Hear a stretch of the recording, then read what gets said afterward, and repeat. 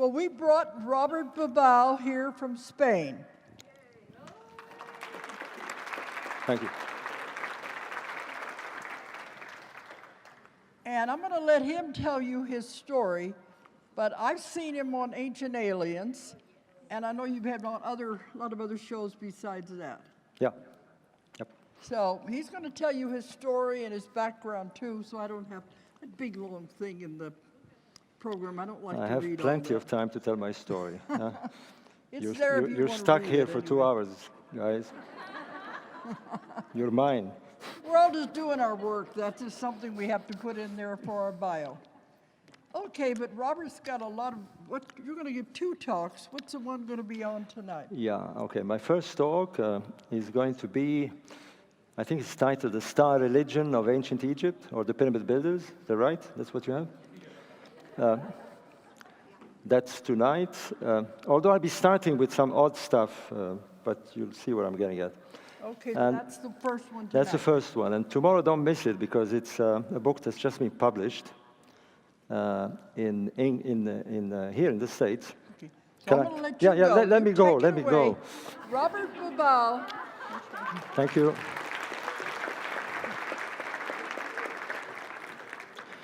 Well, I should start by thanking Dolores and her extended family or tribe. Sounds like a tribe. She keeps introducing people to me, and they never stop. And she says, "Here is another grandson and another." Huh? I said she won the Grand Slam. You know, she's got daughters, grandchildren, great-grandchildren. You know? I'm sort of one away. You keep beating me, Dolores, with books and grandchildren. Thanks to the Ozark Mountain Publishing Company and Transformation Conference. It's my first, perhaps not my last. Or perhaps my last.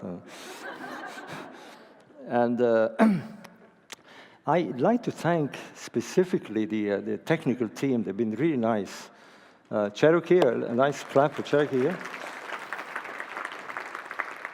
He's been very helpful and very tolerant. I've got all sorts of weird stuff here.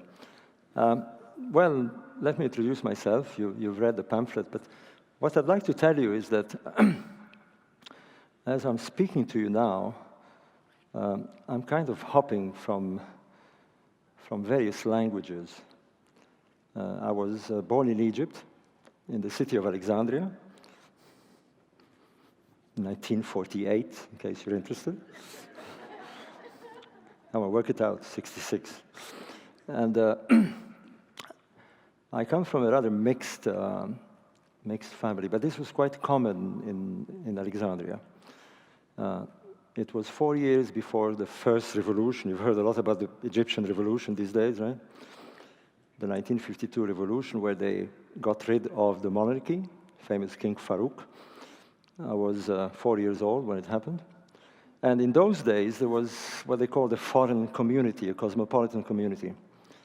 I belonged to, well, it kind of disappeared, but I belonged to this cosmopolitan community, and we had Greeks and Maltese, Italian, French, English.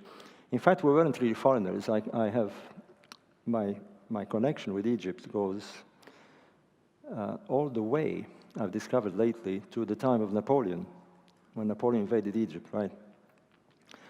2 families that had come from Aleppo, where there is all these problems in Syria now, in the city of Aleppo, and had settled in Egypt in 1785.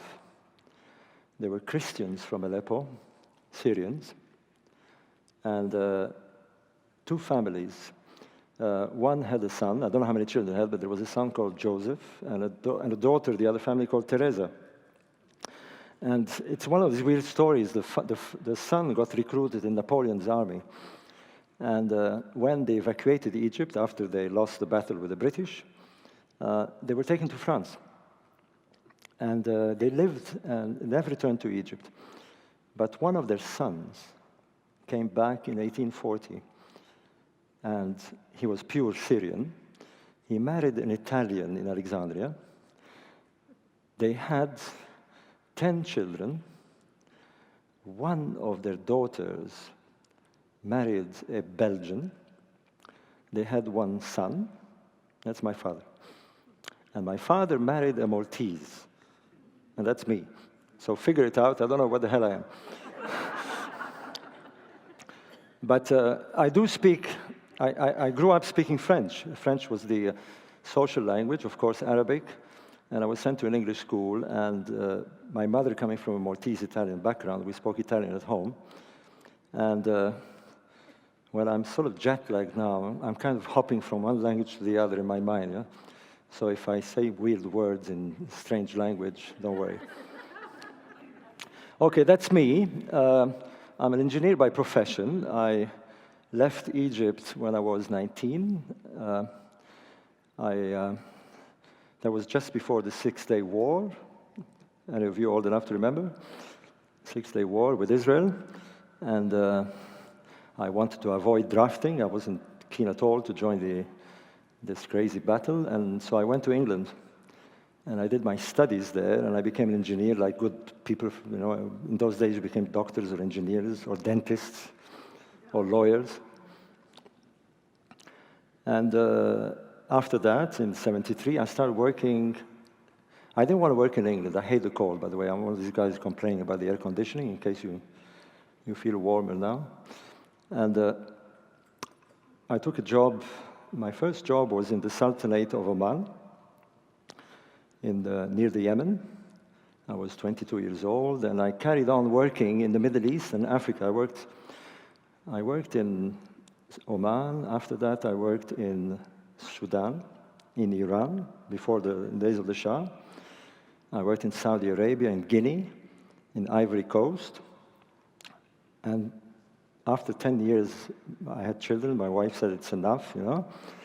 I went to settle in Australia. For 3 years. I didn't like it. Beautiful country, but it didn't suit me. They thought I was weird. Kept speaking about pyramids. I should tell you this because I changed profession. I decided, and you'll know why when I tell you my story, but being an engineer, you know, and everybody was used to me being an engineer, going to work and coming back home, you know. And then I said I want to write books about ancient Egypt and the pyramids. And when I went to Australia, my mother wasn't sure about all this. And so whenever they said, what does your son do, you know? And instead of saying he's writing books about the pyramid, which is pretty weird, you know, she said I was a consultant. I've got to tell you this. My son was 2 years old, and we arrived in Australia, and we sent him into a... I like blabbering. I'll get to the talk, don't worry. My son was 2 years old, and we sent him to kindergarten, day schools, how do you call them? And the first day, we got a call. Seriously, this is true. We got a call from the teacher, and she said, can we see you? And I thought, my God, he must have done something, you know. And I go there and I said, well, listen, it's very strange. We were asking the kids what Daddy does. You know, and some were saying Daddy is a doctor. And when it came to him, he said, Daddy is a gypsy.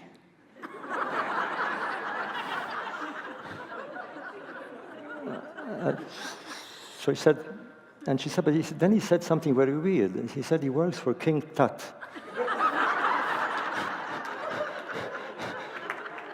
So let me explain. What he meant is, I come from Egypt. You know.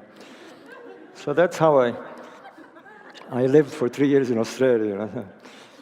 Although I researched my first book there. Anyway, let me tell you all about it. What I would like to talk tonight is, I'll talk about how I did this, because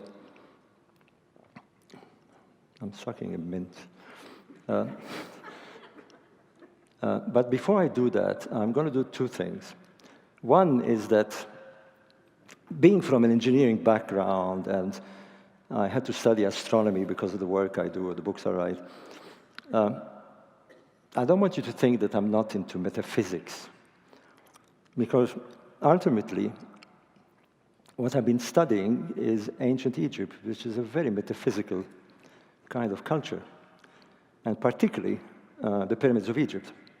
They're metaphysical monuments, although they're physical. I call the Great Pyramid the metaphysical machine, and I'll explain that as we go along. But my first and only experience, which I would call a metaphysical experience, happened to me not in Egypt, happened to me in Italy. And it was 2003.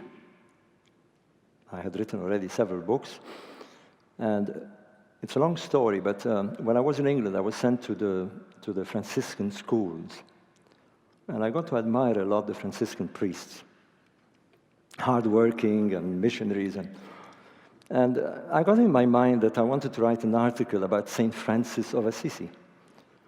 And it so happened, I'd just seen this wonderful film. I don't know if you've seen it, Franco Zeffirelli's Brother, Sun, Sister, Moon. If you haven't, you'll find it on YouTube. Yeah, you have it. And I thought I'd like to go and see Assisi and see what's there. You know, why did a man like Francis of Assisi? By the way, it's very relevant for tomorrow's talk because, of course, we have a Francis Pope now and a Jesuit Pope. So I went, and I wasn't really impressed. You know, very touristy, and they were selling postcards, and it's a beautiful place. Assisi is a lovely place. I don't know if any of you have been there. I mean, it's in the Umbria area with lovely villages on the mountain. But it didn't do it for me. It just didn't. And I was kind of disappointed, and I was driving out of the town. I saw a poster in one of these tourist shops, and it says, "Visit the sacred stream of Francis of Assisi in the Abruzzo." Abruzzo is a mountain region between Rome and the Adriatic. And so off I went. I had a rented car, driving, and arrived very late in this very small village called Campotosta. And I didn't know this village. And it's one of those sort of villages where all the men have left to look for work in the city. And there's all these old women dressed in black outside, and it looked very sad and miserable. But beautiful area. It was summer, weather was great. And I booked into this small hotel. It was late, and I said, "What do you do here?" It said, "Nothing. You can sit outside with us." You know. Dressed in black. You know. And I went to sleep early. And in the middle of the night, it must have been about 4 o'clock in the morning, I woke up. And it's one of those old hotels that had high ceilings and this very large window. They call them Persian windows with wooden flaps. And I opened it. It was rather hot. And there was a light shining from somewhere, probably a window or something. And right in front of me outside was a white cloud. And it was made up of tiny, tiny flies, summer flies. There must have been 1 million, maybe 1 billion of them. They formed this white cloud. What was weird is that they were moving together. So left and right and up and down. And the thought came in my mind, how did they know, all of them, to move in the same direction? Who tells them this? You know, which is the boss fly that kind of tells them, huh? And with this thought in mind, I thought I'd go out and have a walk. I didn't feel like sleeping. So I got out of the hotel. It was closed. I actually had to jump out of the window. The hotel was closed. And visualize the scene. It was perched on a little hill, and below was a lake. It's still kind of early dawn, still darkish. And I go out, beautiful landscape, and I stop. And I think there's something wrong with me. I'm not feeling well here. So I got this weird impression, and I'm serious, I got this weird impression that the plants were talking. Now, I thought I'm going crazy. You know, I must have eaten something. And I walked a bit further, and there was a flock of blackbirds flying over me. They had spotted me. I was the only one outside, flying over me. And while all this was happening, I could hear the frogs croaking on the lake, and a few fish jumping. And I became very alert about this, and I felt very, very strange. I go down, and there's a little wood. I go into the wood, and it gets dark. It's full of trees, very dense trees. And I see the stream, and I think maybe that's the stream of St. Francis. You know, I found it. I cross it, not a very narrow stream. I cross it, and I pop out on the other side of this little wood. And as close as you are was a huge male boar with tusks. And they forgot to tell me at the hotel that this place is inhabited by wild boars. I'm serious. And I don't know if you've seen a wild boar. They're pretty big stuff. They're about this big. And he was surprised. I was surprised. I froze. And he began to snort. And he did like a bull does. He began to kick the dust, and he was going to charge. And I thought, this is crazy. I'm going to be killed by a wild boar in Italy. It's not possible. I mean, this is my destiny. And with all this in mind, I'm telling you a true story. With all this in mind, I was desperately trying to tell this boar that I do not mean any harm. And I don't know how I did it, and I'm 100% sure he understood. And it's like he read me, And he relaxed. He even wagged his tail. I'm serious. You could feel him relax. I swear he blinked. I'm not sure, but it looked like he blinked. And he turned around and walked away. And at that moment, the sun rose over the hills. And there was a kind of movement all around. The birds started singing, the fish started jumping, and I felt for, I don't know, maybe 15 seconds, 30 seconds, it never happened again in my life, I felt plugged in. I felt like I got plugged into the whole thing. I felt like I was connected to everything that was moving, the sun, the fish, the boar, the whole thing. And it lasts for 30 seconds. And I've been trying to get this feeling again, and I can't find it. But I know it's there. And I can't explain it. And that, to me, is metaphysics. When you have to accept something because it did happen, but you cannot explain it. You cannot put it on an equation. You can't put it on a mathematical equation. And now, I'll tell you about the pyramids.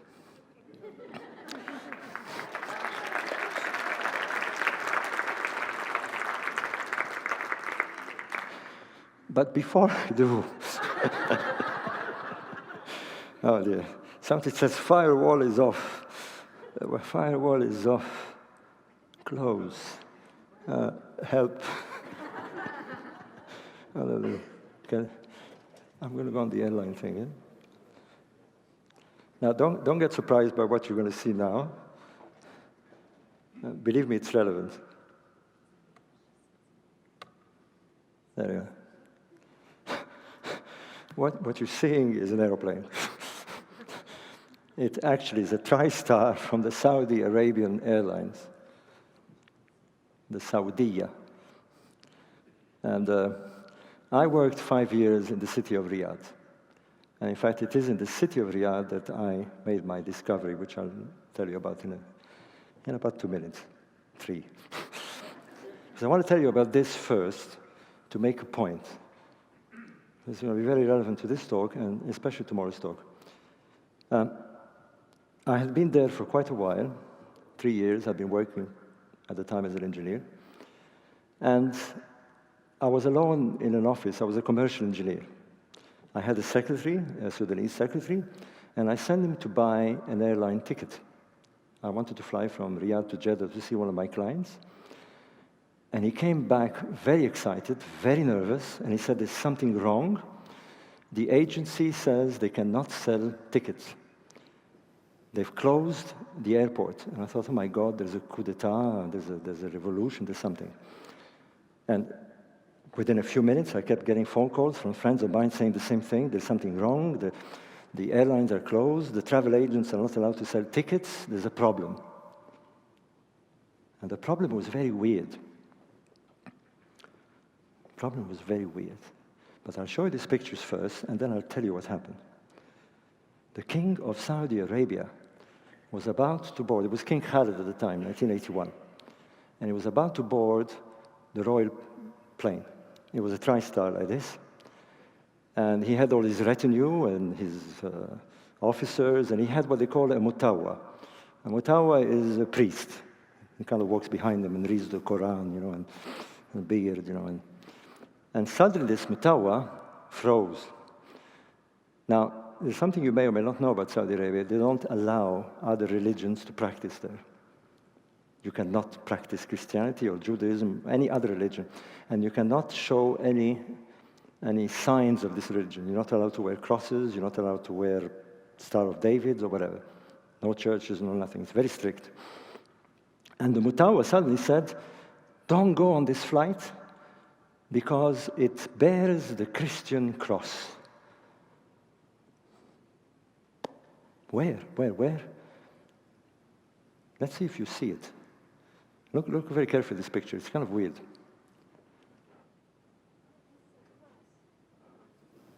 Do you see the cross? Well, nobody did. The king was puzzled. Everybody was puzzled. Here is... Oops, what have I done here? Yeah, there it is. That's the plane. You see it from two perspectives. Here it is here. Look very carefully. Well, I'll tell you what he saw, just to cut a long story short. Look between the first two letters, S and A. You see it now? Well, let me tell you, unless I told you about this, you wouldn't have noticed because you don't look at what we call image in ground. But the minute you see it, that's it. The whole country was flooded with crosses. It was on the airlines, it was on the tickets, it was on the shops, it was on the napkins, it was on the teacups, it was everywhere. The worst nightmare that could happen in Saudi Arabia, there was crosses all over the place. And the king knew, because he was told by his alchemist Mutawas, if you leave this, everybody's going to talk about this cross. Every time they board an aircraft, they're going to say, did you notice there's a cross between the thing and the white thing? Every time they look at a napkin. We've got to change it. And they did. They stopped everything for 1 week, and they changed it, and that's what they did. There you are. It's a true story. But the reason I'm telling you this is an example. It's obviously a coincidence. I'm sure that it wasn't intended. But it didn't matter. It didn't matter. Because once it was there, it became active. It became what is known as a talisman. It works on the mind. Very simple talismans are, well, a wedding ring, for example.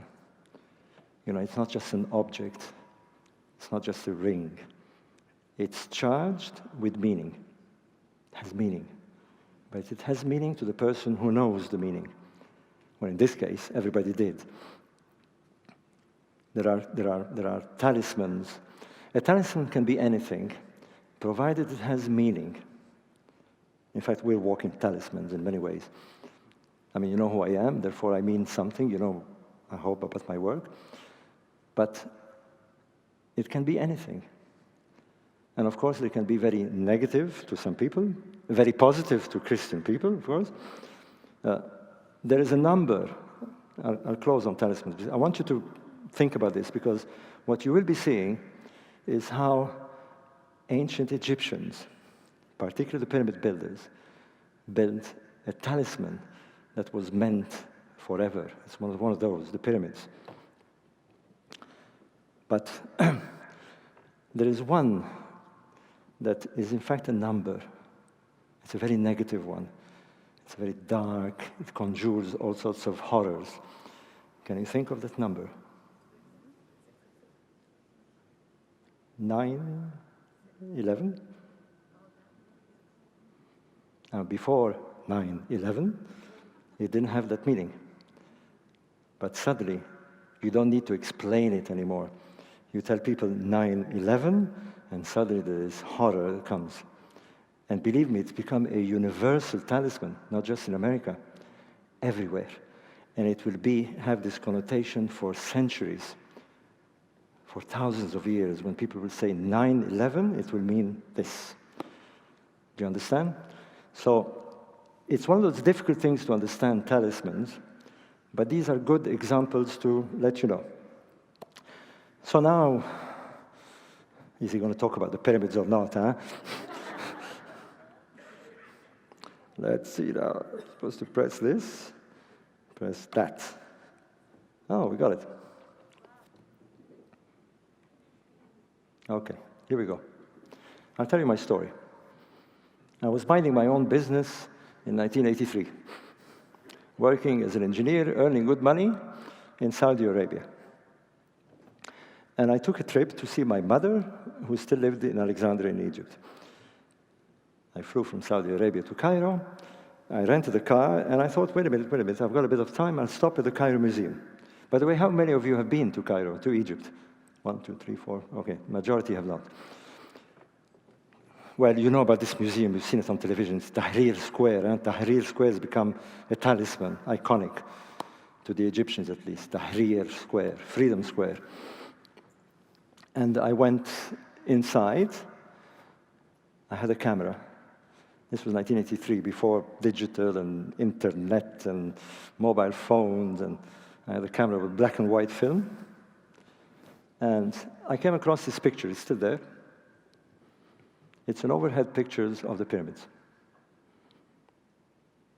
3 pyramids of Giza. I'll put it in, I've got a better, there we can see it better here. I'll use the pointer. The Great Pyramid, of course, here. The second and the third. Famous 3 pyramids of Egypt, of Giza.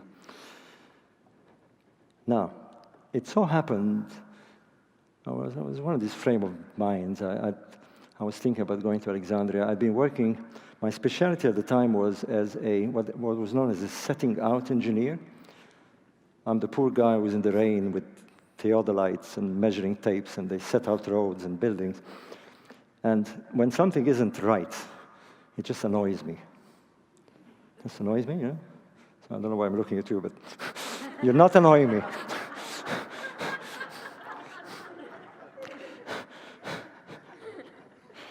I have to apologize. I've got this very bizarre sense of humor. You know, when you visit people and you're having dinner and you're sitting at the table, and opposite there's a painting or a picture and it's kind of skew-with. You know this feeling? And it begins to bug you, and you can't wait to have the opportunity to go and, you know what I mean? Well, it bugged me.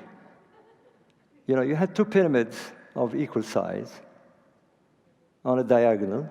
This is the north-south axis. We call this the meridian. And the third one was much smaller and offset. You know, I just didn't want it to. You know what I mean? It's just annoying. I mean, 2 things bugged me. Why? Well, why is it smaller for a start? I mean, you know, the small stuff didn't work for me because from what I'd read, and I'd been in Egypt for 19 years, from what I'd read about this, all these pharaohs are supposed to be megalomaniacs, you know, and they want to show how powerful they were. I mean, well, can you imagine being the architect of the third one, and he tells the pharaoh, sorry, but you're not as big as the other guys, you know. You're not as powerful. Sorry, I'm going to make you a smaller pyramid, right? And to annoy you, I'm going to offset it as well. It didn't work for me. It didn't look like one of these ego problems. What I knew, because, I mean, I was an engineer, I looked at plans. This looked like a plan to me. But what did it mean? I mean, why 2 big, diagonal, small offset? And then this offset, it's just one of those things, you know? Now, you can't move it, right? Well, you can with Photoshop now these days, right? And with that in mind, I took a picture. I had my camera, and I went back to Saudi Arabia. I made various copies, and I said, I'm going to annoy my friends as well. I'm going to send it around to my friends engineers, and I've got surveyors, I've got architects, all these people who are sort of get annoyed with this sort of thing. And I invited them, and I said, here's a picture. And they all said the same thing. It's really, why is it offset? Is there a meaning to this? Is it just like that? I mean, why is it smaller? They always ask the same question. And I got stuck with this.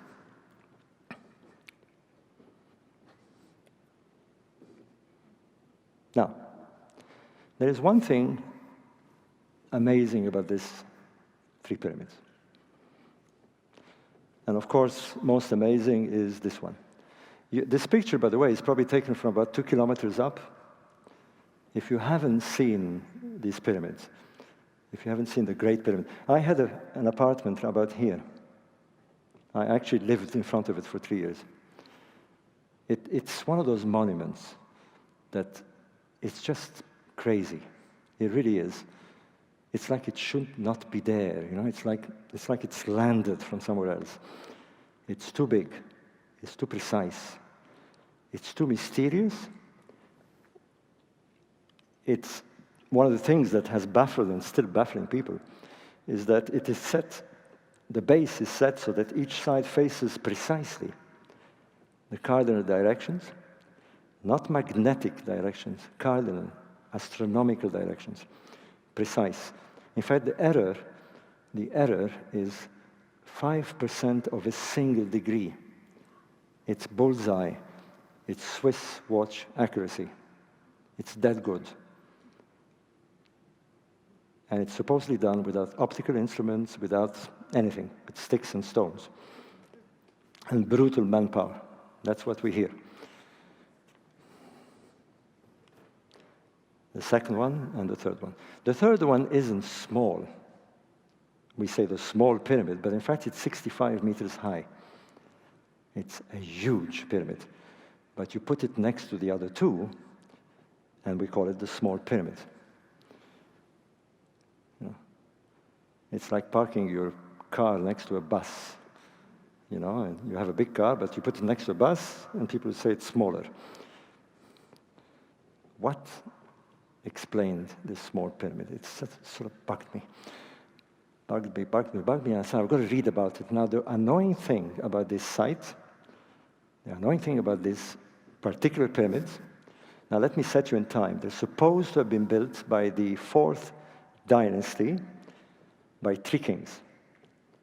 King Khufu, or known as Cheops, Khafra, the second one, or Khephren, as the Greeks called him, and Menkaura, father, son, and grandson. And the strange thing about this, they're set about 2500 BC. That is the official Egyptological consensus. 2500 BC, built by these 3 kings. And their tombs, that's it. The weirdest thing is this, being not just the offset and it's smaller and why is it like that, is that you do not find inscriptions, either inside or outside. Now we know that the ancient Egyptians, particularly of this period, knew how to write, and they wrote a lot. If you visit Egypt, you will see temples are loaded with inscriptions. Tombs are loaded with inscriptions. They loved to write. Now, if you had built the greatest monument ever, the Great Pyramid is 146 meters high. It's 6 million tons of material. I can give you statistics if you want. If you dismantle it and you build a wall about that high, you go around the world. There are blocks in there that weigh about 80 tons in the King's Chamber. I'll tell you a bit later. If you had built this monument, if you were the Pharaoh who had commissioned this monument, wouldn't you want to have your name on it? I mean, I usually say this, since I'm in a publishing place here. I've written a book. I send it to my publishers. They make the cover, they put the title, and they don't put my name. I'll call the publisher and I say, hey, right? If you come to my workshop, if you can, I don't know if you've heard this in the news, by the way. There's been quite a scandal in Egypt going on. It's still brewing. 2 Germans have have entered some secret chambers in the pyramid and they were accused of stealing the name of the king, because the name of the king does appear in this pyramid. But it is a graffito. This is actually drawn by probably a worker, and it was closed in an inner chamber. You haven't heard about this? No. It's a huge scandal. There was Interpol involved. And amazingly, because I don't know if you've been watching these documentaries, I'm in big conflict with the ex-minister of antiquities, Zahi Hawass, you know the guy with the hat? You know the man, the nasty one? I've been fighting him for years, and he's accused me of paying the Germans to steal this cartouche. You know why? You know why? Because I was trying to prove that the Jews and the Israeli built the pyramid. That's what he says. Put me in danger, actually. I've got my friend Mildred Courier, who came to Egypt with me, and we had to explain this to the newspapers. I'm telling you this because if you come to the conference, it's an amazing story, because we're on the verge. We're on the verge. These Germans did something extraordinary. They did this for scientific reasons. They took some samples of a place in the king's chamber. They took some stuff off the wall, and they think they found something that should not be there. So if you want to know about it, come to my workshop, huh? No, it's true. I'm deeply involved with this. We've been investigating for 6 months. Unfortunately, there's people in jail because of this. Mildred and I have been campaigning with various Egyptians to try and get the 6 Egyptians who were with these Germans. They didn't know what they were doing, but they've been put in jail. So we've been campaigning to get them out of jail. Anyway, if you do come, right? So, they're devoid of official inscriptions. It's true that there is graffito, but the graffito that is written was hidden in chambers that were not discovered until 1837. I'll explain the interior of the pyramid in a minute. So anyway, on we go. The mystery of the offset. Now, the thing is here, okay? I mean, they could have placed it there, right? And nobody would ask any questions. Still about the small thing. Well, to avoid the small thing, why not put them all in a row and that's it? You know, that's it. Everybody's happy. King, son, grandson. No mystery.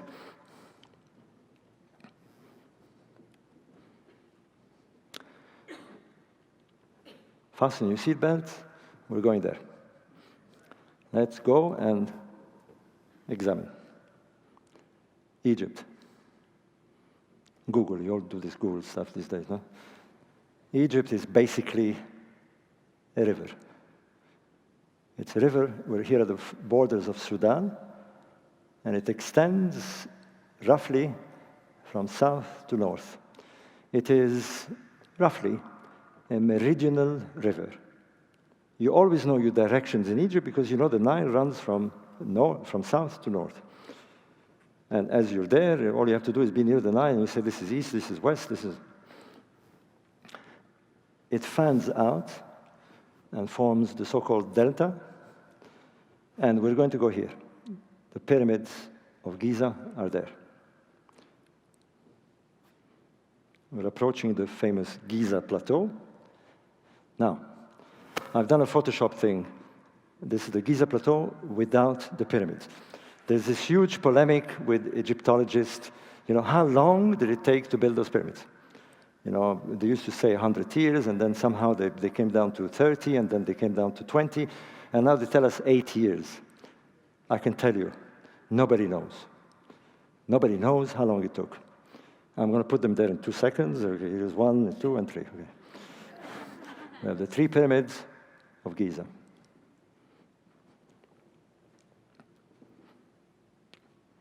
Now, why did these people develop at a very early stage? Why did they have this incredible culture? And why did they build pyramids? And why did they place them in the way you've seen? And it all comes to one phenomena, the Nile. The Nile, until the 19th century, puzzled everybody. It flows through a desert. On each side of the Nile is a desert, sand. Without the Nile, Egypt is dry as a bone. Nothing can live there. The Nile flows from somewhere in the south. We know now that it is from the highlands of Ethiopia and from Central Africa and the Uganda, where there are rains, the monsoons, they fill up and they feed the Nile. But we didn't know this until the 19th century, the mystery of the source of the Nile. But the Nile has a greater mystery. It floods once a year. Let's see, I've done a Photoshop thing. There you are. And it floods to overflow the land on each side, and it forms the Nile Valley. It's a miracle. It's a miracle of nature. It irrigates the land on its own. When the Greeks came to Egypt in the 4th century, they said this is paradise. And it was like a paradise. The people didn't even work. They just lived in this amazing place where the land was irrigated naturally and fertilized naturally, because the flood waters not only watered the land, but it brought fertilizers from Central Africa, detritus, broken bits of trees and whatever. And it fed the land. The crops grew on their own, like magic. But the weirdest thing is that the flood occurred when you expect it less. It occurred, what are we now? The summer solstice. It occurred in the height of the summer, in the hottest time of year, when you'd expect the water to ebb, to go down. It completely mystified them. Why would the water rise when it was the hottest time of year? No rain, nothing to show more water, and yet this water rises. It puzzled them and puzzled them and puzzled them, and they began to look at an explanation. The first thing they noticed, which is true, is that it was the summer solstice. Tomorrow morning, by the way, is the summer solstice, 21st of June. Summer solstice, the longest day of the year and the hottest, theoretically, day of the year. The sun is at its highest altitude at noon. Here is a picture taken in 1872 from a balloon. This is how the Nile would flood near the pyramids. It turned into sort of like Venice. It's a huge, huge lake. The whole country became a kind of magical setting. They traveled by boats. I still remember this when I was a kid. It doesn't flood anymore now, where it still floods, but the flood waters do not come because of the high dam that they built in Aswan, further south. The high dam holds 11 floods. Should it ever break, it will completely destroy Egypt. But this was taken at the time when it still flooded until night. The last flood was in 1965. I was in my teens. And now, if you go to Egypt, all this is built areas with hotels and all this stuff. Here is another picture of the Nile in flood.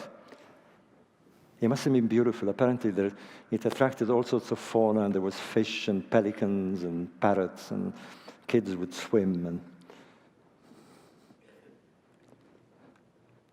here is the water got very, very close to the pyramids, by the way, and you can see a reflection. And here it is without the flood, how it is today. Now, I want to avoid doing astronomy because I'll be doing that at the workshop if you come. I'll be doing real sky astrology, so I'll be talking about this, but just very quickly.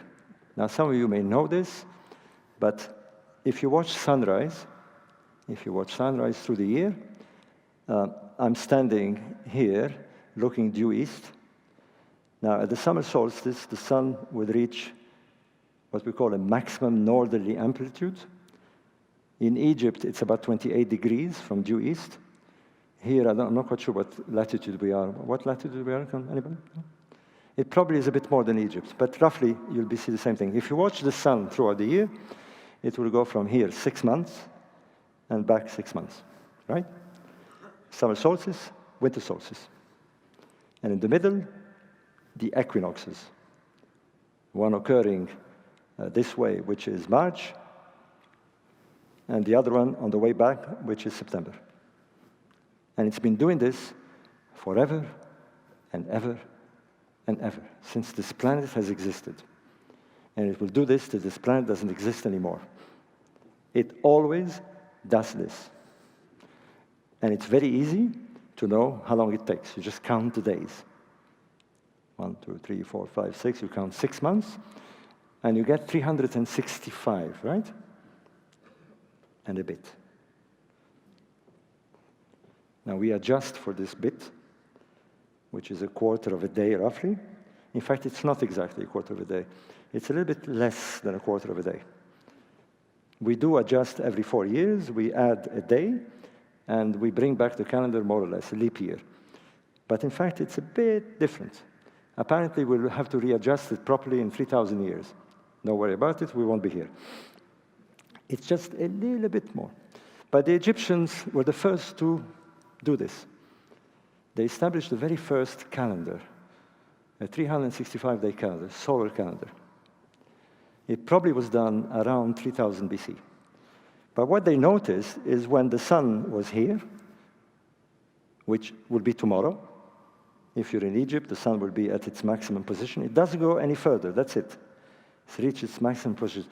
We call it the solstice, by the way. Whoops. End of talk. We call it the solstice because in Latin it means stationary sun. The sun appears to be stationary. Now let me tell you what happens. It takes 3 months from due east, from March to here, right? It will move, bang, bang, bang, bang, bang, bang, bang. It takes 3 months. But it moves faster, faster, faster, slower, slower, slower, slower, slow. It's like a car braking. And it will sit there for about 7 days. It's at its solstice. And then it begins to move back. And the Egyptian noticed that when it was at its solstice, the Nile would flood. First thing they noticed. And they began to think it's something to do with the sun. They weren't far wrong. They weren't far wrong because as the sun reaches its highest point, way south in Uganda and Ethiopia, it melts the snows, it causes the monsoon, and it causes the flood. They didn't know this, but they guessed it correctly. It's something to do with the sun. But, this is a reconstruction. Again, if you come to my, keep saying this, I'm trying to attract customers, by the way. If you come to my workshop, this is a reconstruction from a virtual reality astronomical program. It's called Starry Night Sky. And you're looking at the sky about, you see here very faintly, I've written Orion. Can you read this? If you were in Egypt at the time of the pyramid builders, and you were there in the pre-dawn, as the sky was slowly getting light, you would see the constellation of Orion rising, dominating the skyline. It's still dark. You're about an hour and a bit from sunrise. And they noticed this. They noticed that this constellation would herald, if you like, the summer solstice. By the way, if you're interested, again, I'll be talking about this tomorrow, but the 3 stars of Orion's belt, or Orion's belt, are known as the 3 kings. In the Christian folklore, they probably represent the 3 kings, the 3 Magi's. They herald. They're herald stars. They kind of welcome, and you'll see what it welcomes. It welcomes the star of the east. It welcomes a very special star, and here it is. The sky brightens. You can't see the constellation anymore, but one star pops out. It's the star Sirius. The star Sirius. The Egyptians identified it to the goddess Isis. It is the star of rebirth. It is the star of the rebirth of the Nile. And it actually performs a rebirth. If you would observe the stars over a period of time, over the year, taking Sirius as an example, you would see it for the last time in the sky in the west, not the east. You would see it in the west, just over the horizon over the horizon after sunset. So the sky is bright, the sun hasn't set yet, the sun sets, the star appears because it's dark, and it hovers over the horizon, and then it sinks, it sets. And then you don't see it for 70 days. It's gone under the earth. It's dead. And the Egyptians were mystified by this. And they waited, and they waited, and you wait 70 days. And then, as if by miracle, it appears again at dawn. They called it was reborn at dawn. The star pops out after 70 days, and it shines for a few seconds. This is a virtual reality picture. If you can see it on a clear day, best thing in the desert or at sea, it sparkled purple. It's an amazing sight. It pops out, it sends a spark, and then the sky brightens, just for a few seconds. It's the color of these T-shirts that you bought. In fact, the reason that the color purple, by the way, is the color of Isis, because of this star. And so they began to think, it's the star. It's the star that causes the flood. We understand the mechanism. It's a star of rebirth, and on this star they built a whole mythology. They associate it to a goddess that gave birth. Now, let me go through a bit. Let's see what we have here afterwards. Here's an actual picture of the rising of Sirius. Here is Orion. You can see two characters here, and the star is rising. I have some nicer pictures. Let's see. There it is. That's an actual, known as heliacal rising before the sun, the first dawn rising of the star. There it is. It occurs now on the 5th of August in Egypt.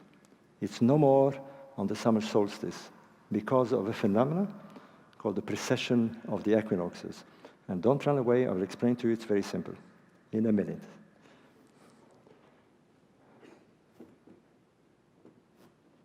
The Nile Valley, as it gets irrigated, and here are the pyramids. Oops, and help! Help! Ah, it's back. Curse of the Pharaoh, something. What? Do you see them here? Now, the Nile is north-south, the pyramids at an angle, you've seen the picture, and the little one offset, right? Oh. It doesn't change. Help. Okay.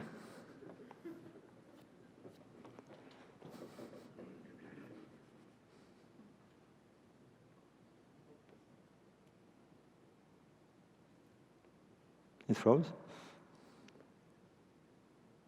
Ah, okay, I'll use that. Okay, it works? Okay, you see them very well now, and notice, I mean, you can see very well the alignment of the two and the offset, right? These are Google images. You get them in 3D, by the way, these days. Yeah. Here they are again. Here they are.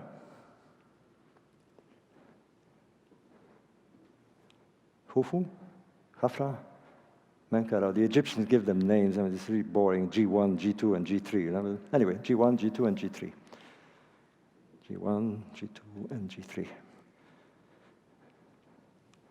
The axis of the pyramid. The entrance, by the way, is in the north. If you'd walk around the pyramid, by the way, it would take you half an hour. Each side is about 230 meters. There are, well, I'll have an overhead pictures, I think, later on. There are people there, but they're too small to see. They look like ants. The interior of the pyramid, I'll go very fast because I have better pictures. You'll enter from the north. You go down underground, and there is a so-called subterranean chamber. This is a graphic picture, of course. You go up an ascending passage, along a horizontal passage, and you enter what is known as the Queen's Chamber, and then the Grand Gallery here and the King's Chamber. And there are shafts shooting up. These are the key to the pyramid. these shafts. You've heard about these shafts, and the mysterious shaft of the pyramid. Okay, here is a sketch of it. Enter from the original entrance, down the chamber, ascending passage. We have, who's been in there, by the way? Anybody been there? 1, 2, 3, 4, 5, 6, quite a few. It's pretty eerie, isn't it? We were there a few weeks ago. I'm pointing at my friend Mildred. And by the way, here you can see, here's the king's chamber, and above it are 5 so-called relief chambers. They're the most mysterious thing on this planet.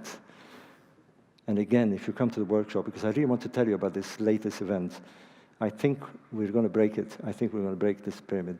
Break the code. We're that close, that close. There is 2 things that are going to happen in the next few months. One's to know what is this mysterious product that they have found. And I can tell you, I'm pretty stunned. I know what it is, but I won't tell you now. And the other is the opening of the famous doors that have been closed at the end of the shafts. We have a new Minister of Antiquities that was appointed yesterday, and we're in dialogue with him, yes. He's a fellow called Mamdouh Damwati, and he's a nice guy, I know him. We're going to try and persuade him. All right, we'll avoid this. I'm going to skip here. I'm going to go, by the way, this is, brings back weird memories. This is a Jeep Cherokee. Cherokee. I'm not going to tell you the story, but it blew up. It actually blew up on me, this car. It was built in Egypt. I switched on the air conditioning and I jumped out. It caught fire, literally, and I had 70 liters of fuel in it. It's like the movies, I felt like, phew. Anyway, that's another story. But you're looking at pyramids, much smaller pyramids, of the 5th dynasty, following the great pyramids of Giza. And these are loaded with texts, in contrast to the 4th dynasty. They're smaller, they're shoddier, they're really poor building, but they are loaded with text. It's as if they wanted to say what the other pyramids are saying, but not in written language. There is a famous phrase from a French Egyptologist who discovered the texts, the famous pyramid texts. Let's see if we have a picture of them. There they are. If you enter the pyramids of the 5th dynasty at Saqqara, about 8 kilometers further south, you'll see this text, loaded with text. By the way, they're the oldest religious texts in the world. They predate the Bible by a few thousand years. They are genuine, untouched. They're carved on the wall. They're not edited. And you see at the top here, the ceiling is studded with stars. And you'd expect that they'd speak about stars, and they do. And they speak about the rebirth of the king. They're instructions of how to attain rebirth inside a pyramid. So let's read them. Of course, we won't read all of them. By the way, you can get them on internet now. They're all online these days. So you just press pyramid text online and you'll get them translated in English. There are very good translations. There is a close-up of it.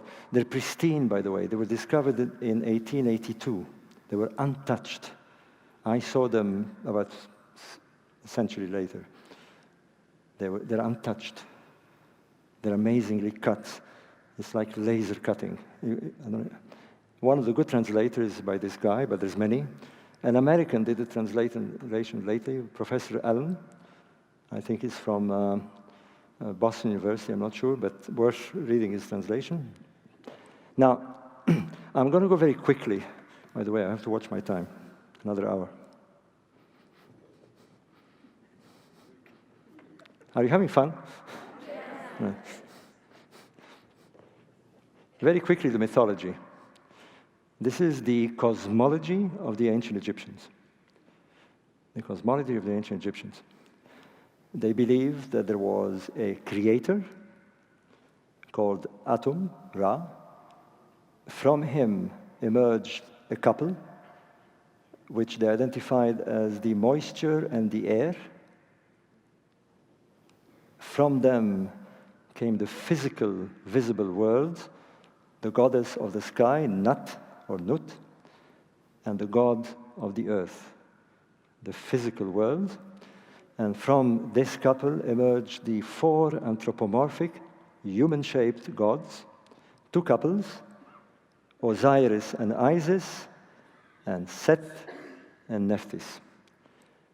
I won't bother with the details, but Osiris got killed by his jealous brother, so the myth goes, and his body is cut into many pieces, 14 pieces, they say. Isis reconstructs the body and creates the first mummy. She is childless. She hasn't yet given birth. She performs the sexual act with Osiris when she resurrects him. She becomes pregnant and gives birth to Horus, the first divine child. He is born from the womb of the star goddess, Sirius. Should remind you a bit of, no?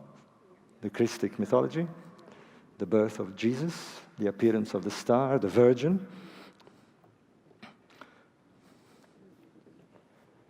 And here is some passages from the pyramid text. The king, when he dies, we read, becomes a star. Somehow, this monument is the hardware of a process that will transform the dead king, the physical body of the dead king, into a spiritual entity. They used to call this the Ba, and he would travel and become a star. And he becomes a star in the constellation of Orion. Many passages. This is a lovely one. Now, they're of course intensely occult. They weren't meant for us to sort of read here. They were closed inside the pyramid. They were supposed to perform a magical event. The big question that haunts me is that they went to a lot of trouble. They went to a lot of trouble building the Great Pyramid that you've seen. They went to a lot of trouble. It is an incredible thing that they did. They mobilized the nation for 10, 20, 30, maybe 100 years to perform this transfiguration. There is no question that, at least from their point of view, they believed they could do it. They believed that they could convert a physical body into a spiritual entity. And that bugs me, because it's very hard for me, being an engineer, to consider this. Is it possible? Is it possible? Did they know something? Were they able to do something that we have no idea? No idea. But one thing for sure, they needed the pyramid. I usually compare it to a computer. I know it's a kind of hard analogy, but the computer is totally useless. It's the hardware, it's just the hardware. If you do not put a program in it, if you do not put a software, if it doesn't have a processor, the energy, the electricity to make it work, it's just a piece of plastic and metal. That's what the pyramid is now. It's stone. But it had its software. It had its processor. And it seems, you will see now, it seems that the processor that they had in mind was the machinery of the sky, a perpetual machine that seems to turn around them, the stars and the sun, constantly. And the software was the initiated person who went in there. It seems that this is what they had in mind, and they think it worked. The weirdest thing about the Pyramid Age, to this day, we have not found any physical remains of any corpse. Not a single bone, not a single hair. Whoever was put in there have disappeared. We do not have the mortal remains of the kings who were supposedly put inside this pyramid. And I tell you, I wake up sometimes and I say, no, Robert, come on, you keep your feet on the ground. I mean, and sometimes you think maybe they did it. Maybe they did it. And I've coined this phrase with my colleague. You've heard of Graham Hancock, I presume. Yes? We don't know what to call it, and we call it the science of immortality. They seem to have had this science. You feel it. If you study this, if you get involved with this, I've been on this for 30 years, and believe me, I'm one of these very resistant skeptics. But sometimes you think, maybe they did it. And maybe that's why it's worth pursuing it.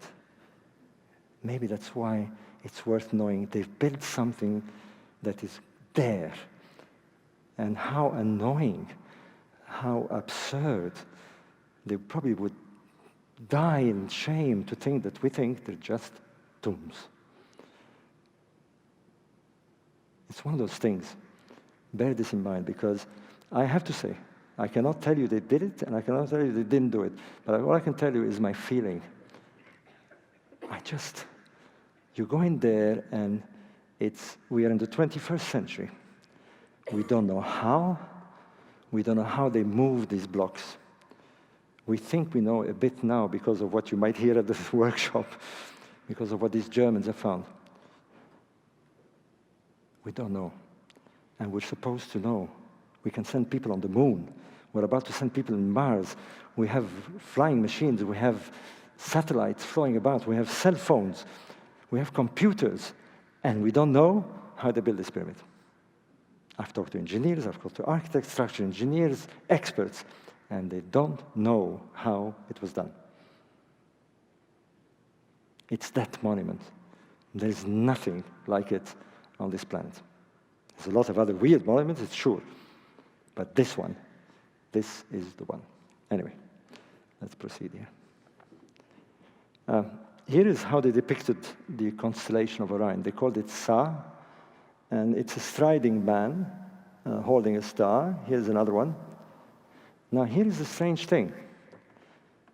They gave names to pyramids. Here is the pyramid of the 4th dynasty of a king called Jedefra. And they actually called the pyramid by his name. The pyramid becomes, in a sense, the king. But it becomes the king when he's a star. This pyramid is actually called Jedefra, is a shining star. The pyramid is a star. It's a virtual star.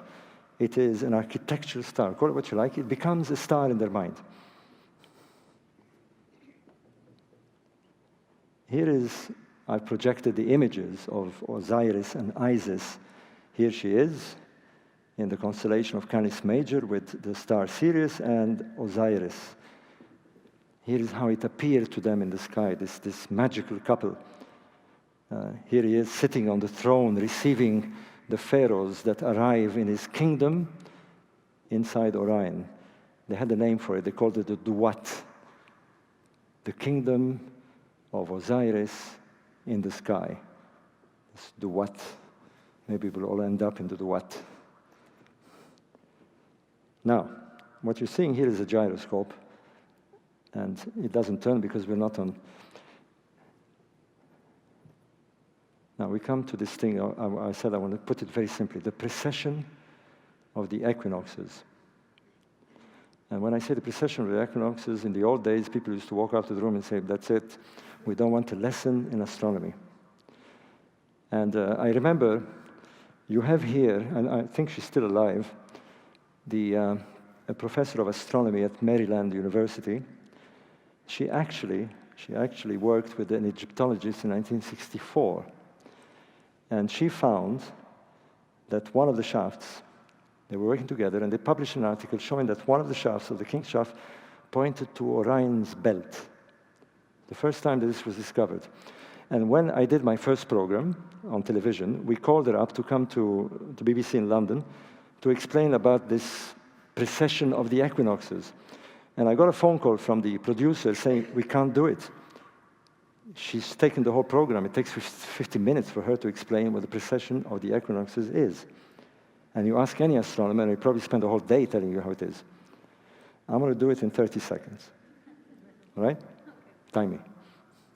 You know that this planet is a globe, right? And you know that it turns on its axis in 24 hours, and you get the effects of night and day, where it goes around the sun, right? It revolves around the sun in 365 days, right? Well, it has a third motion. It wobbles. It wobbles very slowly in 26,000 years. Very slowly, like a belly dancing, gyrating, very slowly. And this causes, it appears that the sky is wobbling. In fact, we're wobbling. The stars appear to wobble. That's precession. I think it was 25 seconds, perhaps. We did it? You get it? It's a wobble. That's what it is. The Earth wobbles. And because of this wobble, we can break into the language of the ancients, certainly of the pyramid builders. We're now discovering that many, many cultures, particularly here in the States, the Red Indians, watch this. The Chinese, the Indians in the African continent, many, many cultures, in England even, in Scotland, they observed this strange, slow wobble. Because as the sky appears to wobble, the constellations appear to wobble, a fixed constellation. And if you know, if a monument is aligned to any specific star, you can date it. And that's what they did. About now, it's at its highest point.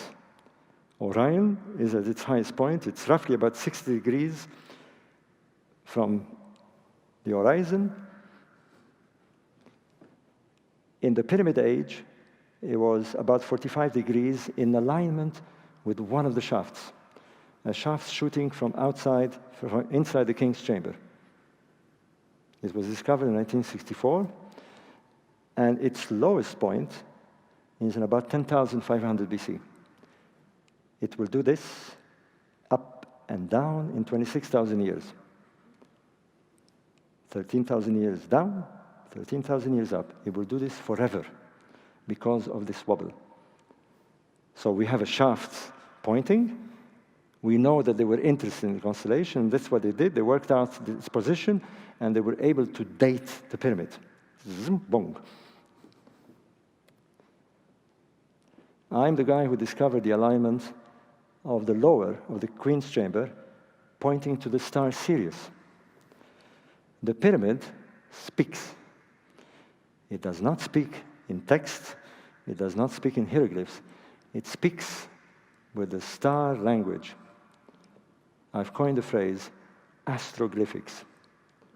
It is speaking using the stars. The stars. Now, I'll tell you something very weird as we approach the end of this talk.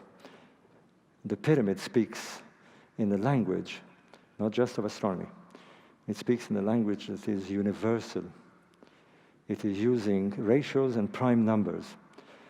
We would use ratios and prime numbers and astronomical alignment if we wanted to speak to the Chinese, if we want to speak to the Chinese in 1,000 years, if we want to speak to somebody on Mars or in a different galaxy. It is the language of the universe. And that adds another mystery to this pyramid. Why would they want it to speak in this language? It's a message, there's no doubt. There's a lot of people working on this at the moment. But anyway, on with the story. Here we are. I've removed, this is a graphic thing. You can see the chambers. And here are the shafts pointing to Orion's belt. Here is Orion. Let's move quickly here. Lovely picture. This is an actual picture of Orion here, and the star Sirius following it. And you can see this band of light. This band of light, the Milky Way. We call this the Milky Way. The Egyptians call it the Celestial Nile. The Celestial Nile. Here is another lovely picture. Here is a close-up. Here is Orion's belt, and you can see where we're getting at here. Here is a bigger picture of Orion's belt. Here is the offset. The Orion correlation theory.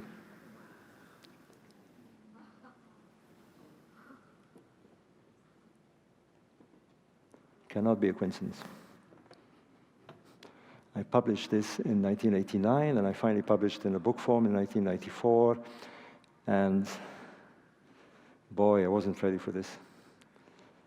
The Egyptologist, the archaeologist, the philologist, everybody who had an ist after his name got upset.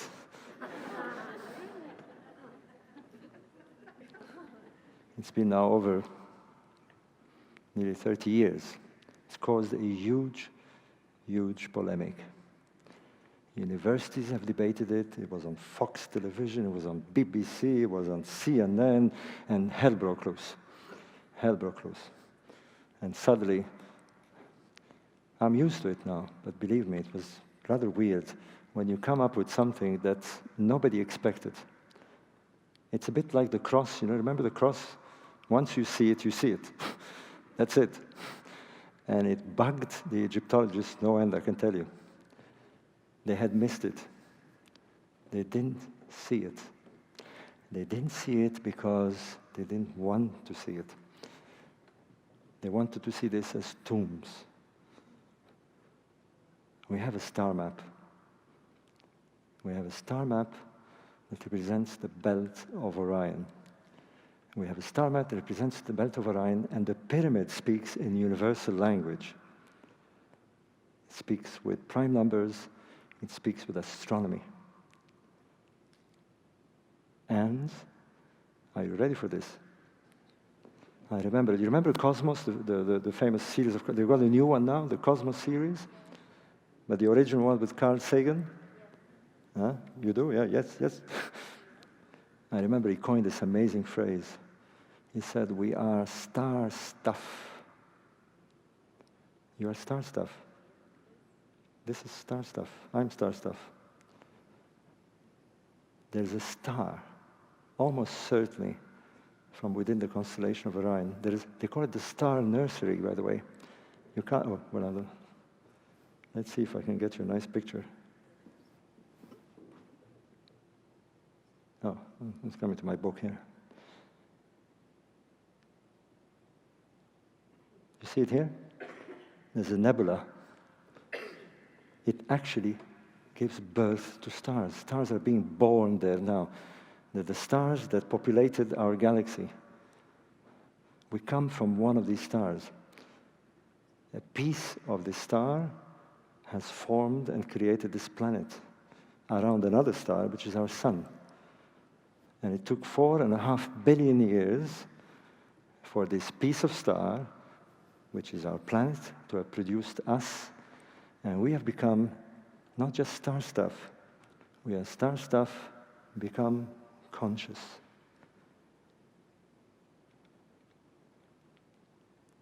And if it's true, it's a fact. This is not metaphysics. But there is a metaphysical side to this. Because if we are star stuff, then that star comes from the stuff comes from the very source of the beginning of the universe, the Big Bang.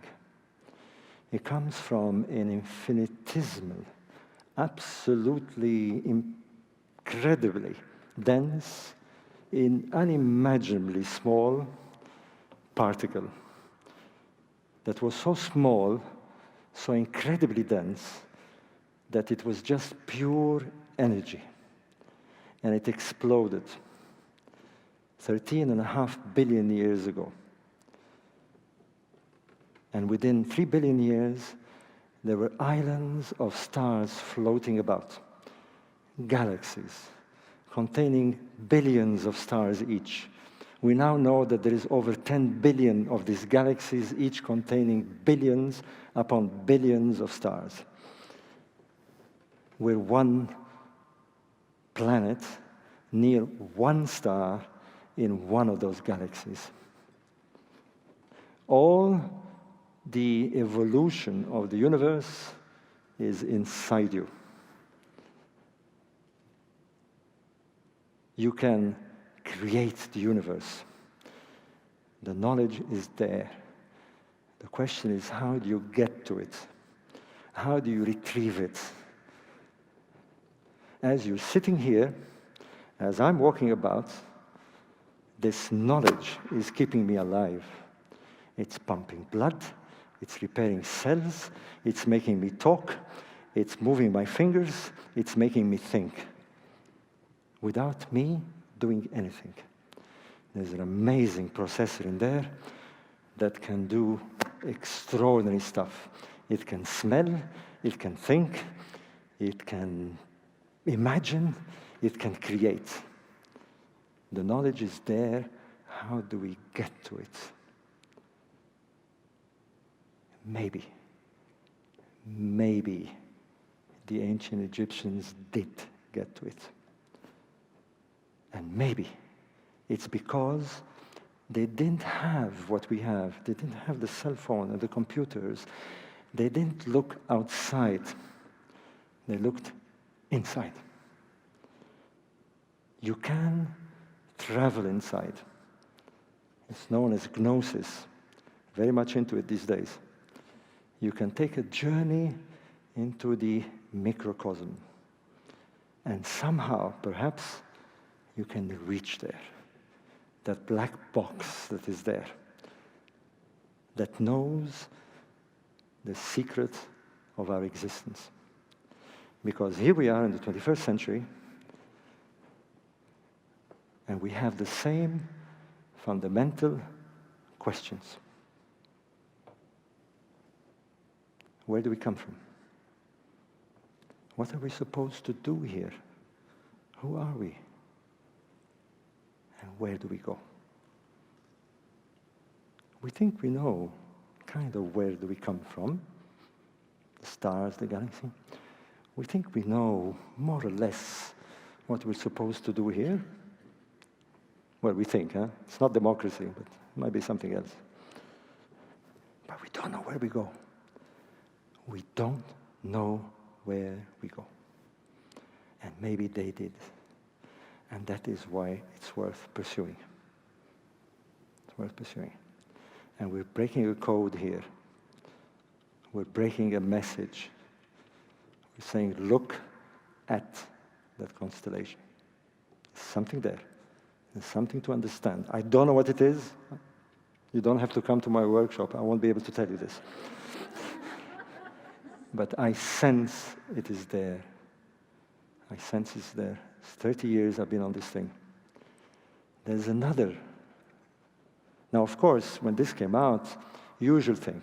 I felt like a bit like Galileo. You know, they couldn't drag me and sort of crucify me or burn me, but I got sort of crucified in the intellectual way. I was a madman, I was a charlatan, I was a crazy new age. This is nonsense, it's not possible that they knew this, but as it began to be seen on television, people saw with their own eyes. No more arguments. There's a famous quote that I like to quote from Groucho Marx. Remember Groucho Marx, the Marx brothers? Some of you are old enough? The famous three Marx brothers? No? You know the one with the cigar?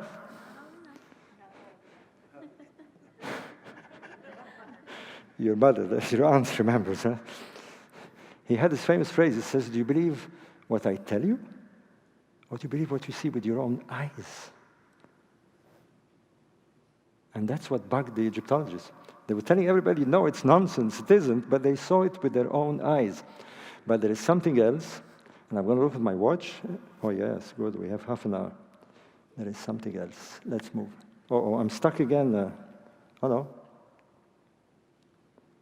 Actually, look at this. I've done reconstruction. This is the area, right? Remember the Nile, the pyramids here?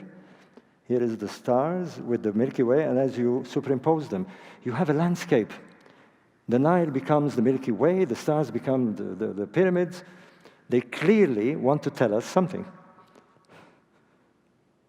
And they want to tell us with a universal language. They want us to be able to read it. How incredible that they've done this, and they think it's a tomb to take photographs. Maybe in 1,000 years, maybe in 2,000 years, they're going to laugh at us for saying you've missed the obvious. Maybe. I published in '89, here it is, my first article, and that's what Egyptologists were very upset. It was published in Oxford, in an Oxford journal, and I said, I'll put it in a book.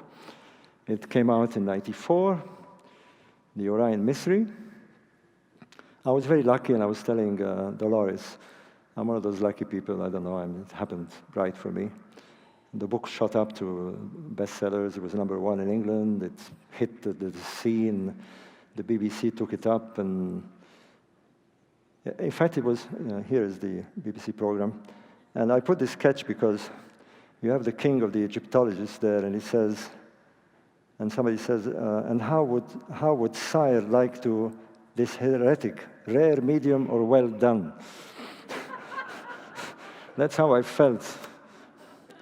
And there's me, I had hair in those days. And I'm saying, you can't read it here, I'm saying, look, all I did was tell you that there was an Orion correlation. You want to burn me? It felt that way, it's very odd. It's very odd when you're going against the grain, the established view.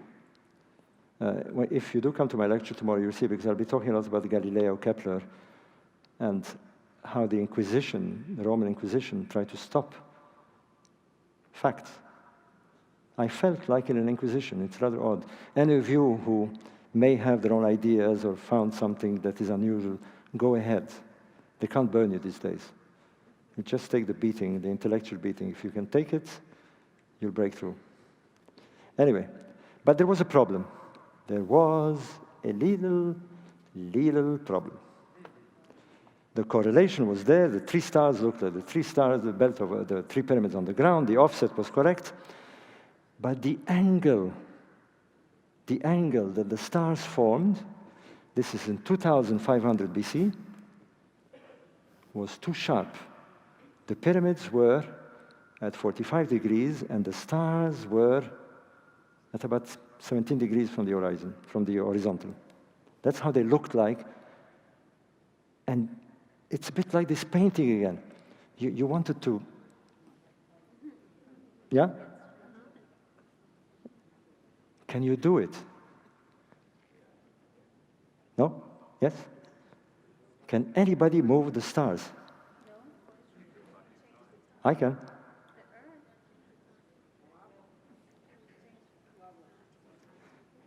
You can move them if you prepare to take the leap of faith. Maybe, that's what I said to myself, maybe they've got the wrong date.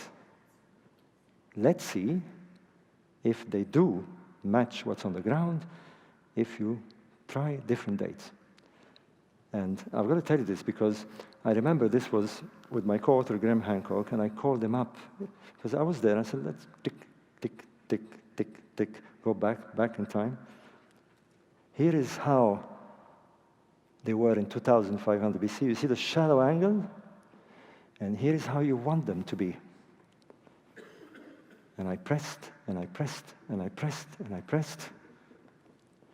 And I went to the lowest point. And that's when they matched. Hold on. Because that was a problem. According to Egyptologists, there was nobody there. Not really. And if they thought I'd caused the polemic with saying the 3 stars look like 3 pyramids, boy, they got angry with this one, I can tell you. And I told my colleague Graham Hancock, shall we publish? Because it's there. And he said, they're going to drive us, they're going to kill us. Robert, they're going to kill us. And I said, we've got to take this leap of faith. The Platonic argument. Plato said, follow the argument. Do not listen. Follow the evidence. There's a very famous, there's a modern saying by Robert Schoch. You know who Robert Schoch is? Dr. Robert Schoch from Boston University, the man who dated the Sphinx. You remember in the early 90s, he made a big deal that a geologist, he examined the geology of the Sphinx, and he said it's much older. And he talked to a group of Egyptologists. He thought they'd be pleased. He examined the geology, and he said the Sphinx is several thousand years older. And instead of clapping, they went bananas. And one of them stood up and said, Mr. Doctor, you call yourself Dr. Shock, there isn't a single Egyptologist in this room who will agree with you.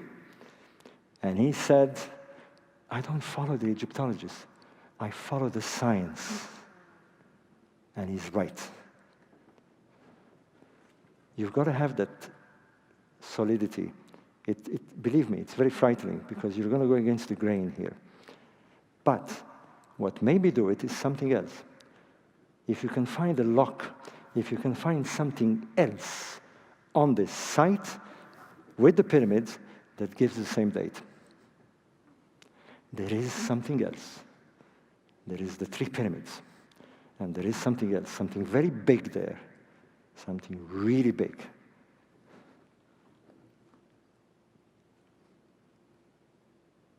Here is various correlations. You can see the correlation, how nice it is, by the way.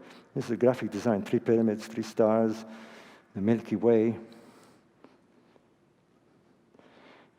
What made it interesting is that the Egyptians spoke of something called the first time. They talked about something called, they called it actually Zep Tepi, it's in ancient Egyptian. The first time. The first time is when it all began, as far as they're concerned.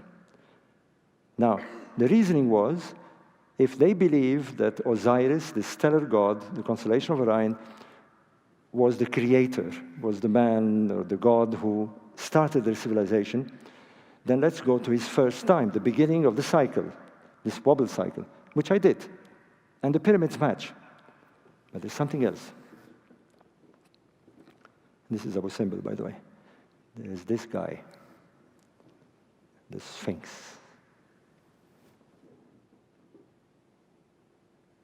Let me go. You remember this movement of the star, of the sun? You remember that? Well, the Great Sphinx of Giza, now I knew that Robert Schoch, this was in the early 90s, I knew that he had worked with geology, he had examined the erosion of the Sphinx, and he said the Sphinx is older, much older. And I was coming up with this idea that we're talking about 10,500 BC. Could the Sphinx somehow be dated to the same epoch?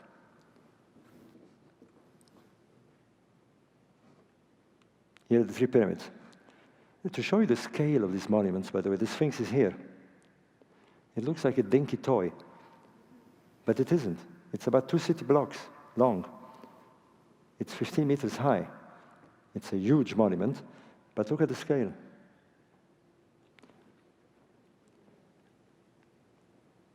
Here he is, or here she is.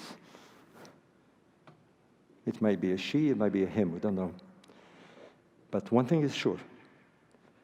It is straddled, it is crouching, and it is looking east. It is looking at the rising sun. And it is looking at the rising sun due east.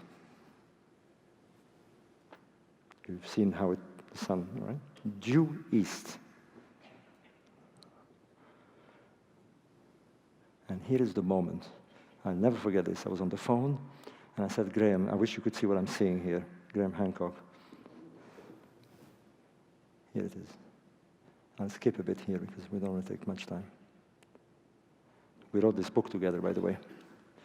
It's actually titled The Message of the Sphinx. Somebody had a copy here in America.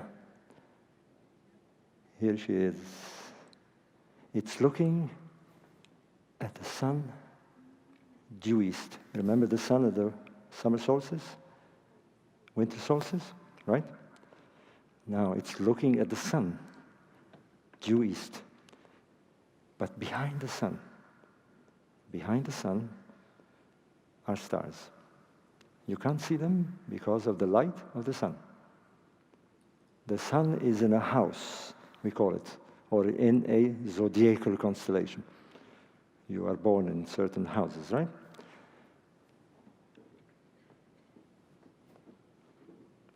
Here is an actual picture, very faint. I'm standing here. I usually take tours to Egypt, by the way. You might want to join me one day. They light up the Sphinx at night. It's something amazing. You go there in the dark, and then suddenly it's lit up. Anyway, Here it's looking very faint. There's a bit of dust. It's looking at sunrise, the head of the Sphinx here. Can you see it faintly? Looking due east. Okay. I did this in 2008, but it's roughly what we have now. It's looking at the sunrise on the spring equinox. Constellation of Aquarius. Now, you remember, and who was my age, roughly in the 60s? You know, we used to go around and sing the age of Aquarius. We didn't know what it meant, but we were going, this is the new age of Aquarius. What it meant is that because of the precession of the equinoxes, we were moving into the sun was moving at spring equinox into Aquarius. We go to the time of Jesus, and it was in Pisces. You see much of the Christian iconography of the fish. We go to the time of the pyramids, and it's in, well, it's Aries, but Aries doesn't look like anything. The Sphinx is a lion with a human head looking east. We go to 8,000, it's in Cancer, and we go to 10,500 BC, that date. And that's what's behind it.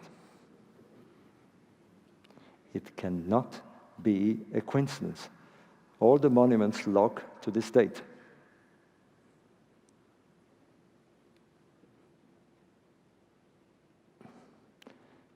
In 2000, what the Egyptologists say, the constellation was there because of the wobble.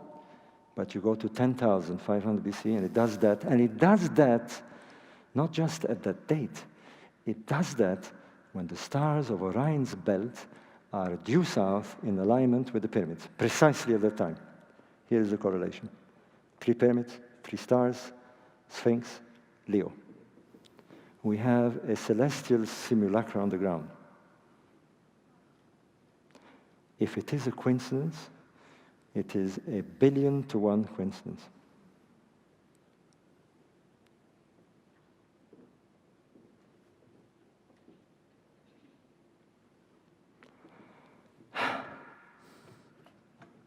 What do we do with it?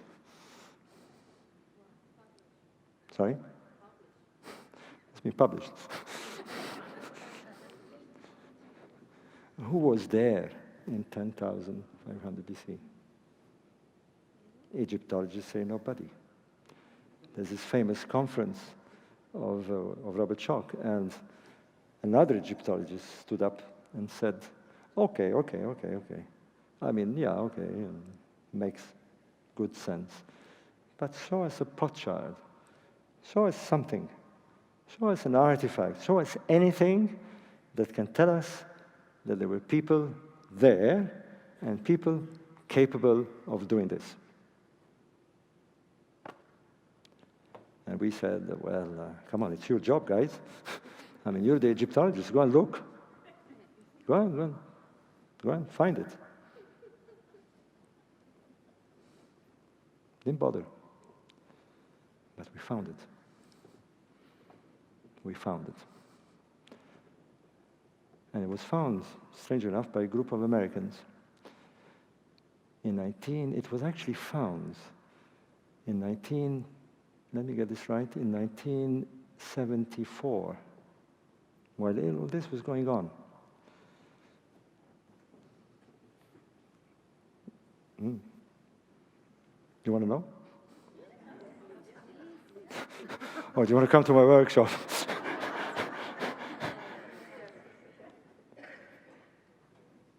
There's a place here. We're way south. We're about 1,000 kilometers away from the pyramids. 100 kilometers westwards into the Sahara. Now, the Sahara is loaded with prehistoric artifacts. There's rock art and there's bits. But we knew that.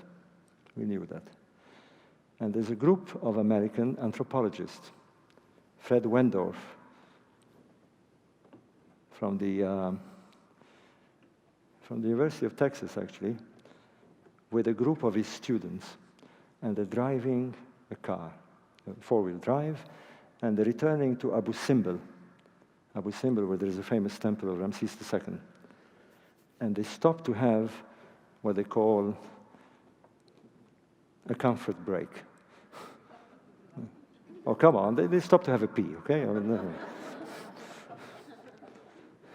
And while they're having their comfort break there, somebody says, hey, hold on a minute. Some strange stones here, and they're looking around. Anyway, to cut a long story short, they discovered Napta Playa. Napta Playa is one of those things. They discovered, we found out later, it took a while to work it out, the oldest ceremonial astronomical site in the world. Stone circles and stone alignments and directions and strange rocks buried under. Very weird site. I just had to go.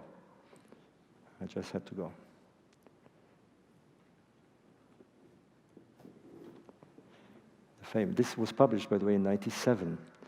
It took them a while. It's one of those strange things. They were anthropologists.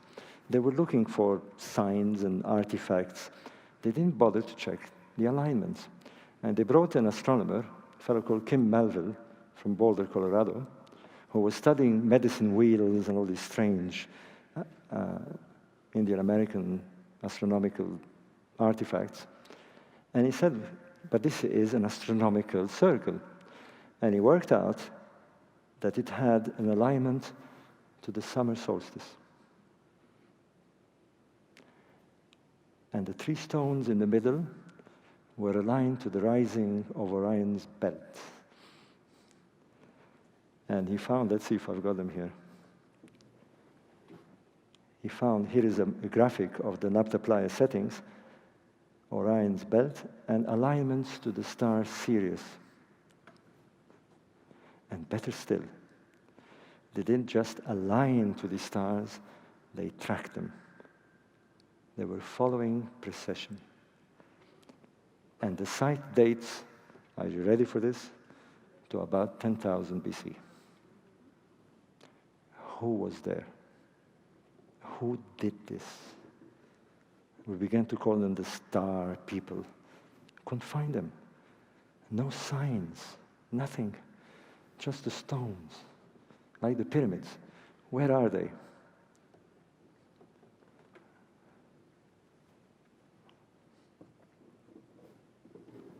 Here is a reconstruction, by the way. It was an ancient aliens. You see this program is called the Orion connection or the Orion something. I did it with Tom Brophy, the astrophysicist. Google it. Here we are at Napta Playa, observing the summer solstice sunrise.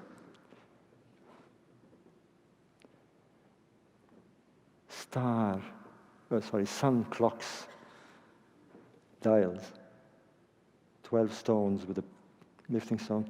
Here is the gang. We did this in 2008.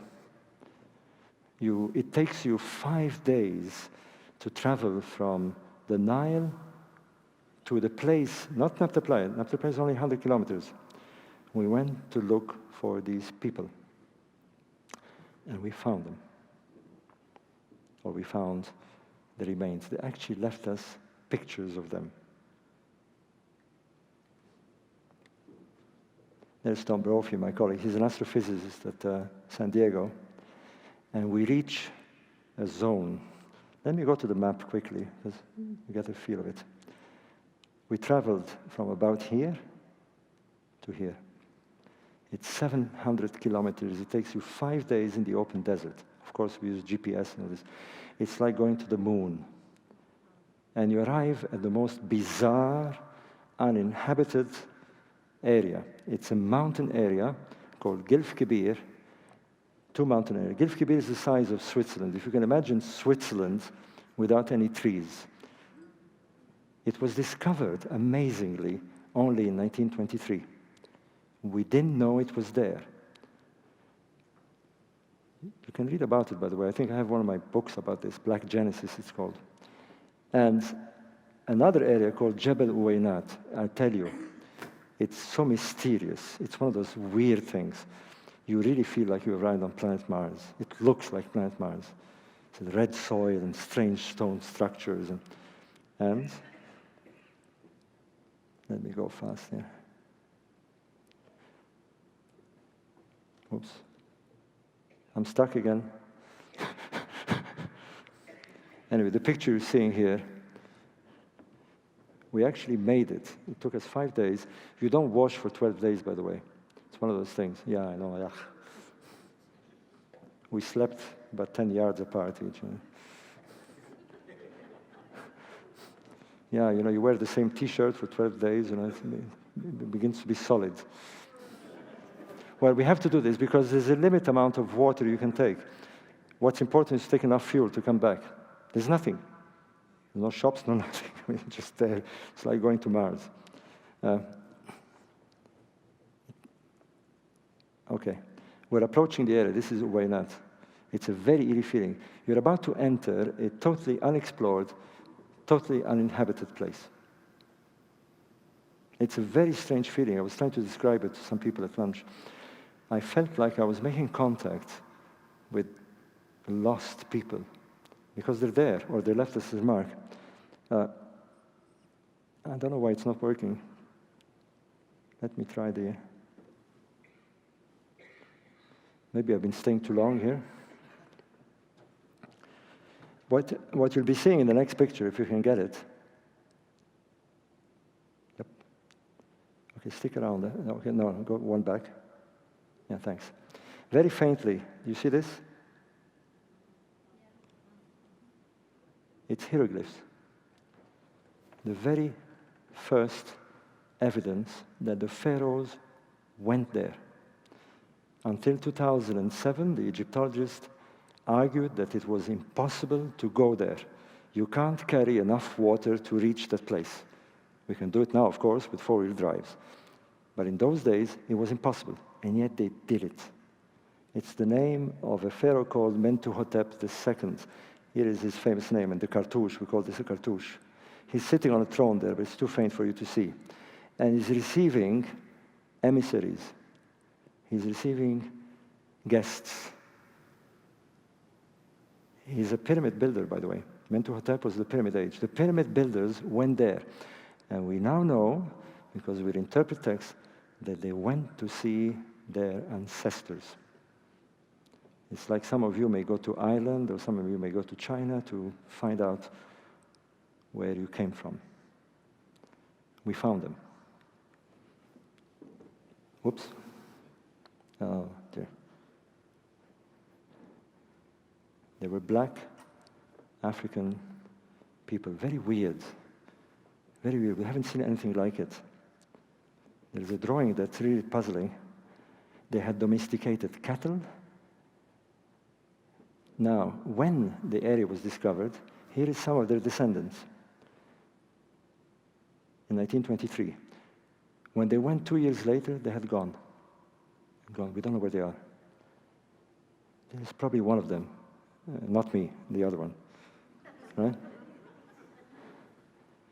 It's very, very early stages. We think we found the source. And these people, are you ready for this? Said they came from the stars.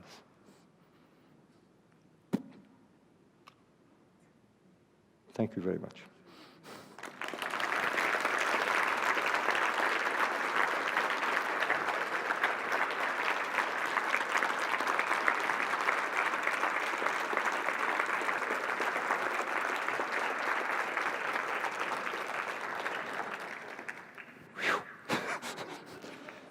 We might have 5 minutes if you have questions. Can I take 5 minutes. Yeah, 5 minutes. Okay. Okay, Dolores, 5 minutes. Anybody has a question? Okay, go ahead. Oh, you're going to use it? Can you tell us about the erosion that they discovered and how they figured that out, that it was water erosion on the Sphinx? On the Sphinx, yes. Okay, I won't bother with the picture, but here's the thing. It started with John West, an American. He's now about 74 years old. If you get a chance to go to a talk of John West, don't miss it. He actually conducts tours in Egypt. We sometimes do together. He's an amazing man. And like me, he's the first one who looked at something that for some reason the Egyptologists didn't bother to look at. He noticed that there were vertical erosions on the Sphinx and on the Sphinx enclosure, on the wall that surrounds the Sphinx. The Sphinx isn't actually built. It's actually carved from the living rock. And what they did is they cut into the rock, cleared the rocky area, and left a knoll in the middle, which became the Sphinx. Now, the wall of this enclosure had vertical erosion. And for some reason, Egyptologists didn't query it. And he thought, wait a minute, it's the only place there in this area that has vertical erosion. And what causes vertical erosion must be running water. Now, if there was running water at the time that the Egyptologists say, we should find vertical erosions everywhere, right? It couldn't have just rained on the Sphinx and nowhere else. And so he brought it up, and of course they shooed him away, and they said he was a madman, the usual thing. Until he was very lucky, and he met Robert Schoch from Boston University, and he told him this, and Robert Schoch said, okay, I'll go and investigate. And Robert Schoch, this was in 1991, and they went there, and Schoch immediately said, this is water erosion. But where's the rain? You know, because they studied climatic charts, and there was no rain. Well, certainly, if there was water erosion from dripping rain, then you'd expect to find it everywhere. Okay, it's only there. Therefore, it must be of a different age. What age? He examined the rock, he examined the depth of the erosion, and he said, okay, well, it's at least, and he was being very conservative, it's at least 3,000 or 4,000 years before the pyramid builders. And that's when I told you the story. He went to present this at the Geological Convention in San Diego, and they went bananas. But it's a very, very, and that, of course, what created the polemic even further is we had two hard sciences. We have astronomy, you've seen it, and we have geology. They're very hard sciences that argues that these monuments predate the period that Egyptologists say. The science is saying it. And this is the annoying thing, is that we have the Church of Egyptology. They won't follow the science. They'd rather follow their own ideas. And we've been arguing this for 30 years. But that's how they found it. And of course, it's all published. If you want to read about it in detail, there's a couple of books by Robert Schoch. It's called The Voyage of the Pyramid Builders and a few others. I'm going, sorry, yeah? So was the water there at 10,500? Yes. We know because the climate of the Sahara was much wetter around that period. In fact, that's how the people of Napta Playa survived. They survived because there was water in the Sahara. The Sahara was fertile. You've seen the animals. I couldn't show you too many pictures, but they have animals like giraffes and tigers and elephants, which could only survive with water, whereas now nothing lives there. So everything points to their much older age. There is no doubt about it. The big question is, who? And they keep insisting, this is the weird thing. I mean, I don't want to get into the woo-woo stuff, but they keep insisting that somehow the knowledge came from the stars. That's all I can tell you. Now, who, what, where, I don't know. Another one? Yes. We have 2 minutes, Dolores. Is there a temple at the site of Sirius, the star Sirius, that dates back to 10,500? Good question. And I also wondered, is Napta Playa in Libya or Egypt? Egypt. Egypt, okay. Napta Playa is 100 kilometers west of Abu Simbel and 50 kilometers from the Sudanese border. It's within Egypt. So is the mountain Ares, by the way. Parts of it go into Libya. It straddles. Your first question was, is there a... Well, that's the problem.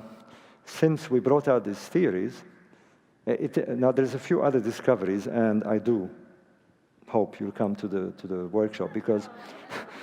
no, there is a famous... Who's clapping there? There is the famous doors, which we haven't discussed, and I'd really like to bring you update to this.